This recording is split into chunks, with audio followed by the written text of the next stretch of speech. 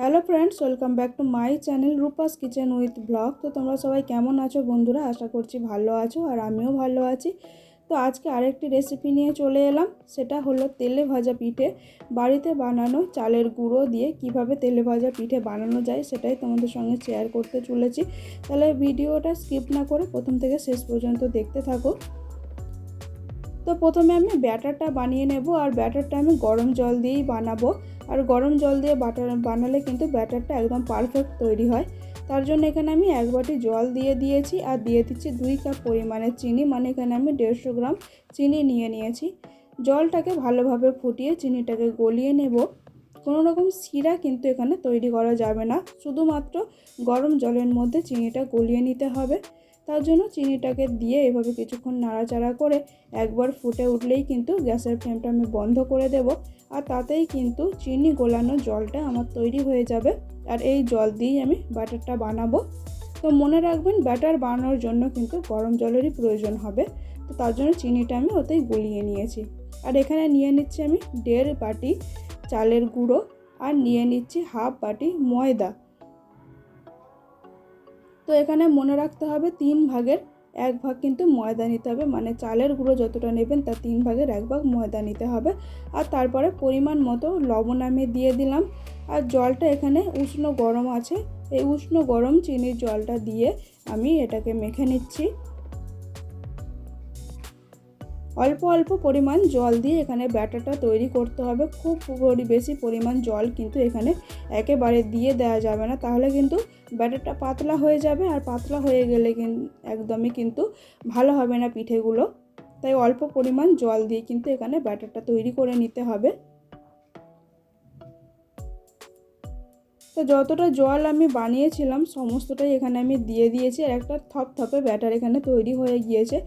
এইবার ব্যাটারটাকে আমি ভালো মতো করে রেডি করে নেব। আর যতটা পরিমাণ এইভাবে ফেটানো হবে ব্যাটারটা কিন্তু তত ভালোভাবেই হবে, মানে পিঠেগুলো খুব সুন্দরভাবে ফুলবে। তো এইভাবে কিন্তু ব্যাটারটাকে তৈরি করতে হবে।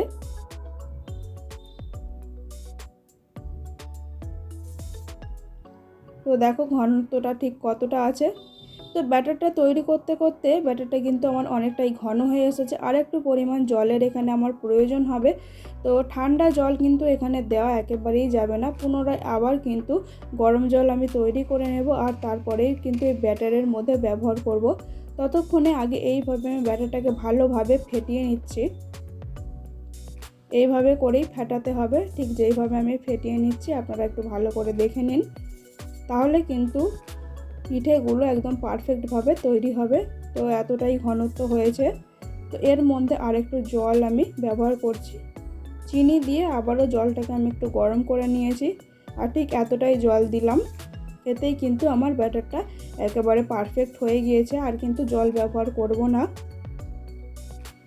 শেষমেশ এখানে আমি দিয়ে দিচ্ছি একটু মৌরি দিলে কিন্তু তেলে ভাজা পিঠেগুলো দারুণ খেতে লাগে, আর ফ্লেভারটা খুব ভালো আসে, তাই এখানে মৌরিটা আমি দিয়ে দিলাম। তো ব্যাটারটা কিন্তু এখানে আমার একেবারে রেডি হয়ে গিয়েছে। তো চলো এবার আমরা তেলে ভাজা পিঠেগুলো ভেজে নেব।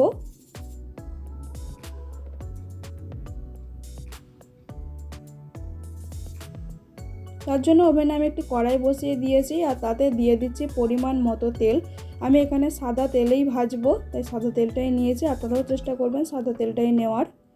তারপরে তেলের মধ্যে একটি প্লেট আমি দিয়ে দিচ্ছি এইভাবে করে, আর ব্যাটারটা কিন্তু এই প্লেটের মধ্যেই আমি দেব, তাতে করে কিন্তু পিঠেগুলো একদম পারফেক্টভাবে সমানভাবে তৈরি হবে। তেল গরম হয়ে গেলে গ্যাসের ফ্লেমটা লোতে করে দিয়ে 1 হাতা ব্যাটার আমি এর মধ্যে দিয়ে দিলাম, আর পিঠেটা ফোলার জন্য অপেক্ষা করতে হবে। তো দেখুন কতটা ভালোভাবে ফুলে তেলের উপরে ভেসে উঠেছে। এই পর্যায়ে আস্তে করে ওলট পালট করে দিয়ে পিঠেগুলোকে ভেজে নিতে হবে।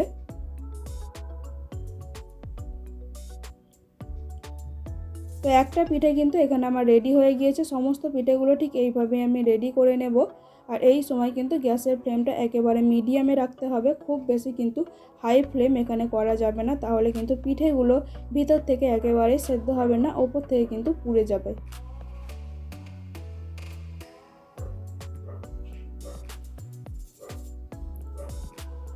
তো দেখুন কত সুন্দর পিঠেগুলো ফুলছে।